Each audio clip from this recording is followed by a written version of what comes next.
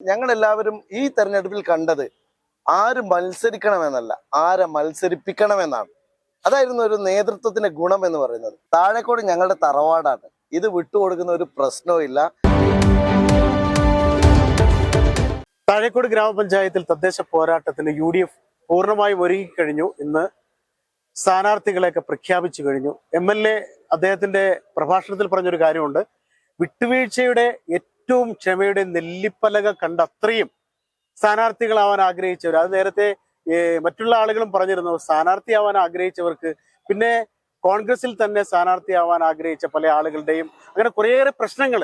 ഒരുപക്ഷെ പെരിന്തൽമണ്ണ നിയോജക മണ്ഡലത്തിലെ ഒരു തദ്ദേശ തെരഞ്ഞെടുപ്പിൽ ആദ്യമായിട്ടായിരിക്കും ഒരു MLAയുടെ രാത്രിയും പകലുമില്ലാത്ത ഓട്ടം കൊണ്ട് പ്രശ്നം പരിഹരിച്ചതെന്ന് ഞാൻ പറഞ്ഞാൽ അത് ആരും നിഷേധിക്കില്ല. അക്കാര്യം ഞാൻ മനസ്സിലാക്കിയതാണ്. ഏതായാലും താഴേക്കോടത്തെ സ്ഥാനാർത്ഥി പ്രഖ്യാപനം കഴിഞ്ഞിരിക്കുന്നു. LDF പറയുന്നത് ഞങ്ങൾ ഇവിടെ തന്നെ തുടരും, UDF എങ്ങനെ നിന്നിട്ടും കാര്യമില്ല, ഞങ്ങൾ പിടിക്കുമെന്ന് പറയുന്നത് നേതാക്കളൊക്കെ പറഞ്ഞത്.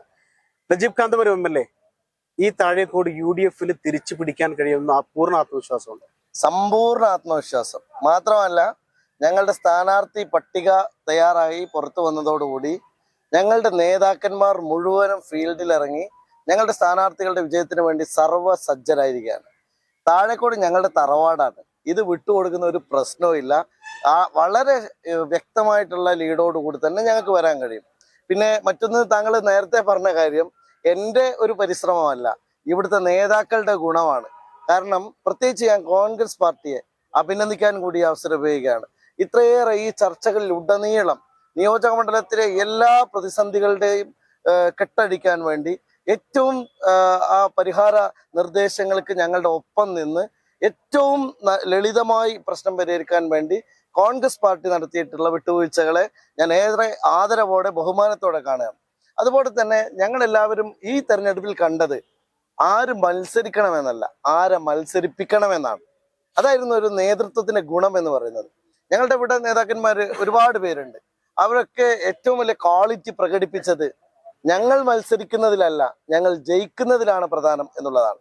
അങ്ങനെ ഒരു ടീം സെറ്റ് ചെയ്യാൻ സാധിച്ചു എന്നുള്ളതും ആ ടീമിന്റെ ഭാഗമായി പ്രവർത്തിക്കാൻ കഴിഞ്ഞു എന്നുള്ളതും എൻ്റെ അഭിമാനമായി ഞാൻ കാണുകയാണ്. ഇപ്പൊ ഞങ്ങളുടെ എല്ലാ പഞ്ചായത്തുകളിലും ഇങ്ങനെയാണ്, മുനിസിപ്പാലിറ്റിയിൽ ഇങ്ങനെയാണ്. പ്രശ്നങ്ങളൊക്കെ പൂർണ്ണമായിട്ടും പരിഹരിച്ചുകൊണ്ട് ഒരുപക്ഷെ ഒരു തലത്തിലും പ്രയാസങ്ങളില്ലാത്ത തരത്തിലേക്ക് ഞങ്ങൾ കൊണ്ടുപോയി. അത് അസാധ്യമായൊരു പാർട്ടി സ്പിരിറ്റാണ്. ഞാൻ പറയുന്നത് ടീം UDF ആണ്. അത് പ്രത്യേകിച്ചും പാർട്ടി വെച്ചാൽ കോൺഗ്രസിനാണെങ്കിൽ കോൺഗ്രസിന്റെ പാർട്ടി സ്പിരിറ്റ്, മുസ്ലിം ലീഗിന്റെ ഓരോ പ്രവർത്തകനും അവരുടെ ഹൃദയത്തിലുള്ള പാർട്ടി സ്പിരിറ്റ്. അപ്പൊ ഞങ്ങളുടെ പാർട്ടി തോൽക്കില്ല, ഞങ്ങളുടെ മുന്നണി തോൽക്കില്ല, തോൽക്കാൻ ഞങ്ങൾ സമ്മതിക്കില്ല, ഞങ്ങളുടെ ഏത് സ്ഥാനവും ഞങ്ങൾ ത്യജിക്കാൻ തയ്യാറാണ് എന്ന് പറയുന്ന ഒരു നേതൃഗുണം. ഞാൻ പറയുന്നത് പെരിന്തൽമണ്ണയിലെ ലീഡർഷിപ്പിന്റെ ക്വാളിറ്റിയാണ് ഈ തെരഞ്ഞെടുപ്പിൽ ഇത്ര സ്മൂത്ത് റൈഡിന് ഞങ്ങളെ പ്രേരിപ്പിച്ചത്. അതുകൊണ്ട് ഈ കിരീടം ഞാൻ പെരിന്തൽമണ്ണയിലെ UDFന്റെ നേതൃത്വത്തിന്റെ തലയിൽ തന്നെ വെച്ചു കൊടുക്കാം.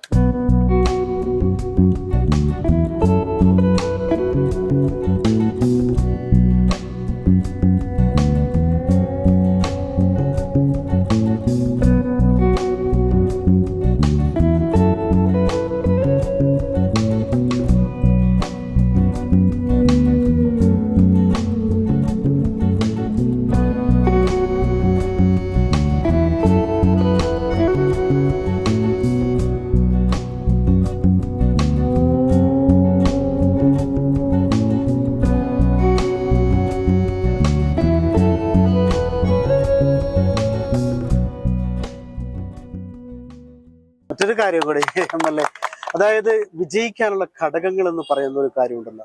ഇപ്പോൾ LDF പറയുന്നത് ക്ഷേമ പെൻഷൻ വർദ്ധിപ്പിച്ചത്, അതിദാരിദ്ര്യമുക്ത കേരളം, അതൊക്കെ MLA തന്നെ പല പ്രാവശ്യം ഞങ്ങളോട് പറഞ്ഞിട്ടുണ്ടായിരുന്നു. അപ്പൊ അതൊക്കെ വിജയഘടകമാവുന്നതാണ് LDFന്റെ പ്രതീക്ഷ. ആ പ്രതീക്ഷകൾക്ക് അവർക്ക് അസ്ഥാനത്തായി മാറുമോ? അല്ല, ആളുകൾ എല്ലാവർക്കും നല്ല ബോധ്യമുള്ളവരും നന്നായി വാർത്തകളെ നിരീക്ഷിക്കുന്നവരും കേരളത്തിലെ രാഷ്ട്രീയ നാടകങ്ങളെ കണ്ണു തുറന്ന് കാണുന്നവരും പിണറായി വിജയൻ എന്ന മുഖ്യമന്ത്രി നടത്തുന്ന ഏറ്റവും വളരെ ഭീകരമായിട്ടുള്ള ഒരു രാഷ്ട്രീയത്തെ തിരിച്ചറിയുന്നവരുമാണ്.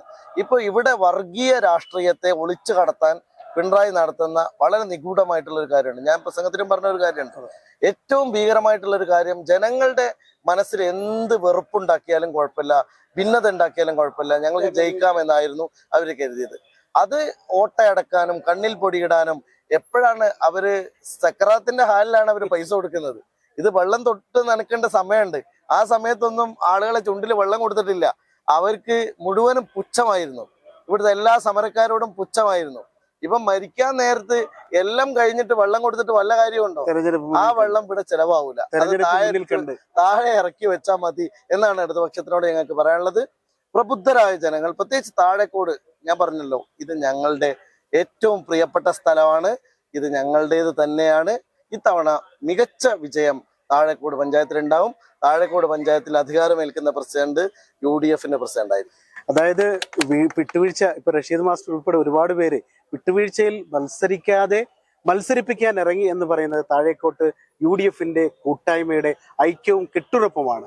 ആ കെട്ടുറപ്പോടെ 100% വിജയിച്ച് അധികാരത്തിലെത്താമെന്ന് പൂർണ്ണ പ്രതീക്ഷ ഒരിക്കൽ കൂടി എല്ലാവർക്കും വേണ്ടി പങ്കുവയ്ക്കും.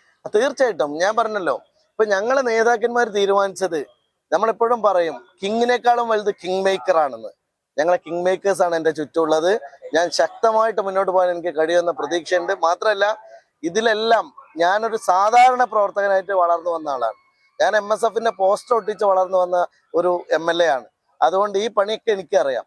അപ്പൊ താഴെ വാർഡ് മുതലുള്ള പണിയിൽ ഏകോപനവും നേതൃത്വവും സാധാരണ ഒരു പ്രവർത്തകന്റെ വീട് കയറാനും ഞാനുണ്ടാവും.